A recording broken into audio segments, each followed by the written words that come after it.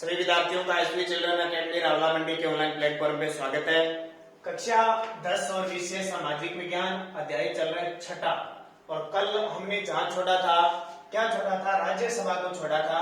अनुच्छेद 80 में इसका विवरण है। उपनाम: स्थायी सदन, उच्च सदन, द्वितीय सदन, राज्यों का सदन, बुद्धिमत्ता का सदन और राज्यों का प्रतिनिधित्व करती है। यहां छोड़ा था, याद है आपको? लोकसभा आपने पूरी पढ़ी होगी, लोकसभा के बारे में पूरा अध्ययन कर लिया आपने, क्योंकि बहुत इंपॉर्टेंट है लोकसभा में। राज्यसभा और लोकसभा दोनों के सदस्यों को, जो सदस्य होते हैं उनको क्या कहते हैं? क्या कहते हैं उन्हें? तो उन्हें कहा जाता है सांसद, एमपी, मेंबर ऑफ पार्लियामेंट। ठीक है। अब देखो राज्यसभा में क्या क्या दिया यहाँ पे। एक तो राज्यसभा में दी है सदस्य संख्या, वो मैं आपको बता देता हूं। सदस्य संख्या पहला पॉइंट, प्लस निर्वाचन पद्धति। जो किताब में है मैं उसी हिसाब से करवा रहा हूं, ज्यादा नहीं करूंगा। देखो अधिकतम संख्या हो सकती है 250। कैसी? अधिकतम संख्या, सदस्य संख्या हो सकती है 250। ज्यादा से ज्यादा तो 250 हो सकती है। वर्तमान में है 245। अधिकतम कितनी हो सकती है? 250। जैसे लोकसभा में देखो, कंफ्यूज मत हो जाना दोनों में। लोकसभा में अधिकतम कितनी हो सकती है? 552, लेकिन वर्तमान में कितनी है? 545, है ना। यहां अधिकतम 250, वर्तमान में 245। अब 245 का भी आंकड़ा है। राज्यों से कितने चुने जाते हैं? राज्यों से चुने जाते हैं 245 में से 230। ठीक है। केंद्र शासित प्रदेश, कल मैंने आपको केंद्र शासित प्रदेश का विवरण बताया था ना। केंद्र शासित प्रदेश से चुने जाते हैं आपके 13। कितने हो गए? 3, 4 और 7 चुने जाते हैं। 5 और 7 है 233। यहाँ पे 230 और 3 केंद्र शासित प्रदेश चुने जाते हैं, 233 हो गए। अब बच गए कितने? 245 में 12 और जोड़ोगे 245 हो गए। ये 12 कहां से आए? तो ध्यान रखना, राष्ट्रपति द्वारा कला, साहित्य, विज्ञान व समाज सेवा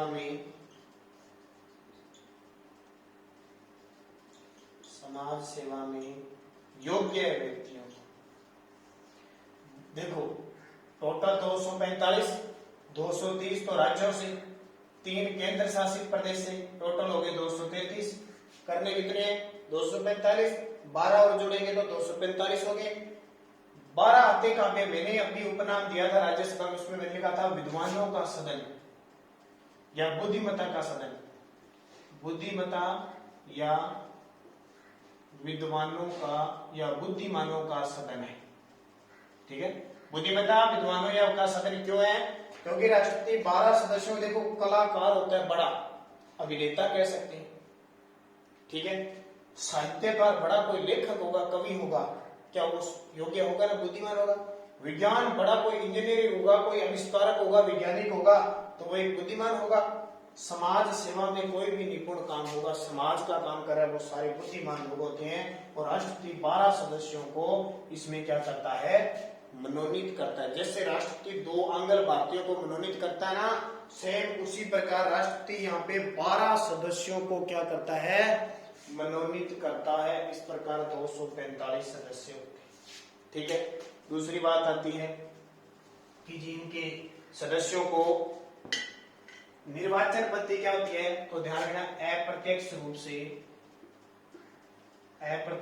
से जनता द्वारा चुने जाते हैं, द्वारा निर्वाचित।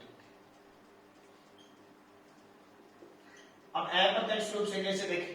क्या जनता राज्यसभा का वोट देती है? कभी नहीं देती। ध्यान रखना। कैसे? जनता, हम आम नागरिक है, मान लो हमने वोट किसको दिया? हमने दिया विधानसभा सदस्य। विधानसभा। हमारे राज्यों में क्या होती है? विधानसभा। देखो राज्यसभा का मतलब है राज्यों का प्रतिनिधित्व करते हैं। हमारे राज्य में जो लोकसभा होती है उसको कहते हैं विधानसभा। विधानसभा सदस्य को चुनते हैं हम, यानी विधानसभा सदस्य को कहते हैं विधायक, अंग्रेजी में कहते हैं MLA, member of legislative assembly. हम विधायक को चुनते हैं। ये विधायक किसको चुनते हैं? राज्यसभा के सदस्य। तभी तो है प्रत्यक्ष। दो शब्द ध्यान रखना, एक होता है प्रत्यक्ष और होता है अप्रत्यक्ष। एक होता है प्रत्यक्ष, अप्रत्यक्ष। समझ सकते हो आप? प्रत्यक्ष प्रति प्लस एक्स। देखो प्रति प्लस अक्ष क्या होता है? अक्षी, अक्षी आंख, ठीक है, अक्षी लिख सकते हैं अक्ष। यानी हम जब जाके वोट डालते, देखो हमने विधायक को जाके वोट डाला, वो प्रत्यक्ष है। हम कहेंगे कि हम विधायक को चुनते हैं, वो प्रत्यक्ष वोटिंग से चुनते हैं। क्योंकि जैसे मान लो मैं हूं, मेरा वोट है, मैंने जाके इस विधायक को दे दिया, मैंने विधानसभा सदस्य में वोट डाला, हमारा विधायक चुना गया, वो प्रत्यक्ष। ये हमारा प्रतिनिधि है, ये हमारा विधायक है, ये हमसे चुना गया, ठीक है, हमसे चुना गया है विधायक। ये क्या करेगा? राज्यसभा के सदस्य को चुनेगा। तो हमारे लिए तो ये प्रत्यक्ष है, और ये हमने इसको चुना, ये आगे जाके हमारा वोट डालेगा, तो ये हमने इसको क्या कर दिया? अप्रत्यक्ष चुना। यानी जनता ने इस विधायक को चुना, वो प्रत्यक्ष हो गया। इस विधायक ने जनता की तरफ से राज्यसभा का सदस्य चुना, वो क्या हो गया? अप्रत्यक्ष। वो अग्नि, हमने तो नहीं देखा इस विधायक ने किसको जाके वोट डाला है, हमने तो इसको चुना, तो हमने देखा है, खुद जाके हम ठप्पा या बटन दबाते हैं ना, वो तो हो गया कि हमने देखा है, इसको डाला प्रत्यक्ष। अब हमारा चुना वही आगे जाके वोट डालेगा, यानी राज्यसभा का सदस्य चुना जाएगा, तो हमारे लिए क्या हो जाएगा? अप्रत्यक्ष रूप से जनता। ठीक है, प्रत्यक्ष और अप्रत्यक्ष ध्यान रखना। तो विधानसभा के सदस्य राज्यसभा को चुनते हैं। तो आ गया कि प्रत्यक्ष, मैंने अभी लिखा था राज्यों का प्रतिनिधित्व करते हैं, राज्यों का प्रतिनिधित्व, ध्यान से समझना, ठीक है। और आपकी इसमें क्या बात है? सदस्यों की योग्यता, ठीक है, राज्यसभा के सदस्यों की योग्यता देखो क्या है।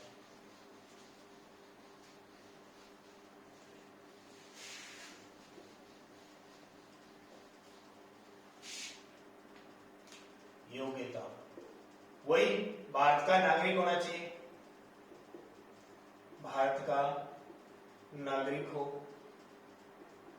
यहां पॉइंट आप ध्यान रखना, 30 वर्ष की न्यूनतम आयु, 30 वर्ष न्यूनतम आयु 30 वर्ष। न्यूनतम आयु क्या होती है आपकी किताब में शायद?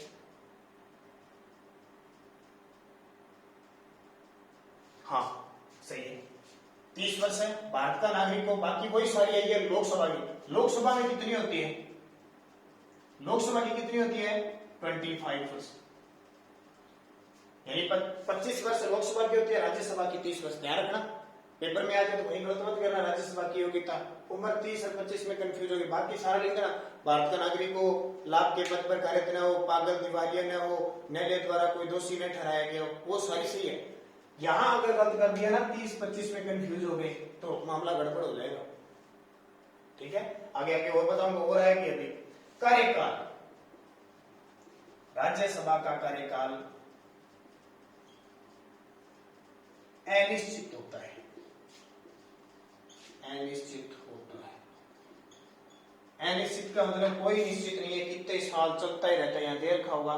ठीक है, अनिश्चित होता है, यानी कभी भंग नहीं होती, कभी भंग नहीं होती, इसलिए स्थायी सदन है, स्थायी सदन है। देखो राज्यसभा का कोई अनिश्चित, यानी राज्यसभा अनिश्चित होती है, न कोई समाप्त होती न बात चलती रहती है, कभी भंग नहीं होती, इसलिए स्थायी सदन है। लेकिन ध्यान रखना, आपसे पूछे राज्यसभा का कार्यकाल कितना होता है? 0। कितना होता है? 0। लेकिन एक ध्यान रखना, लेकिन इसके सदस्यों का कार्यकाल, इसके सदस्यों का कार्यकाल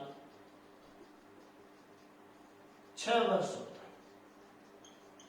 ये पॉइंट याद करना है कि राज्यसभा सदन का तो कोई कार्यकाल नहीं होता है, नहीं ये भंग होती है, ठीक है, स्थायी है। लेकिन इसके सदस्यों का जो कार्यकाल है वो 6 वर्ष होता है, और प्रति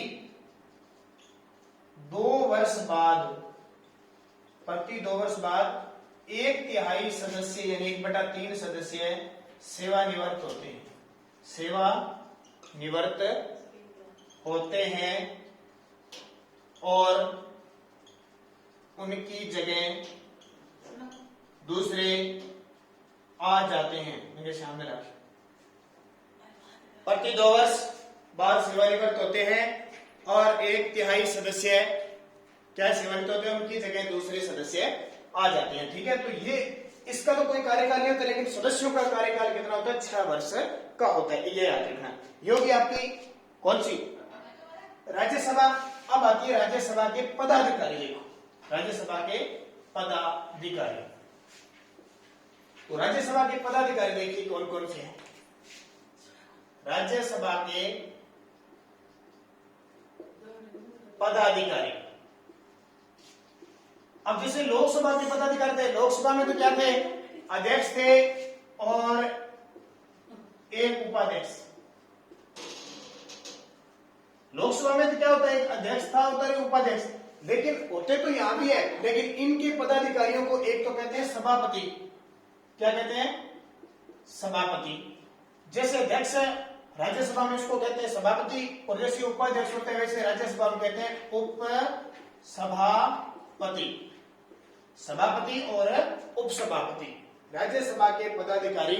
जैसे लोकसभा के पदाधिकारियों में एक अध्यक्ष होता है, उपाध्यक्ष होता है, उसी प्रकार राज्यसभा के पदाधिकारियों में एक सभापति होता है, उपसभापति होता है। ध्यान रखना, काम तो वही होता है लेकिन नाम चेंज है।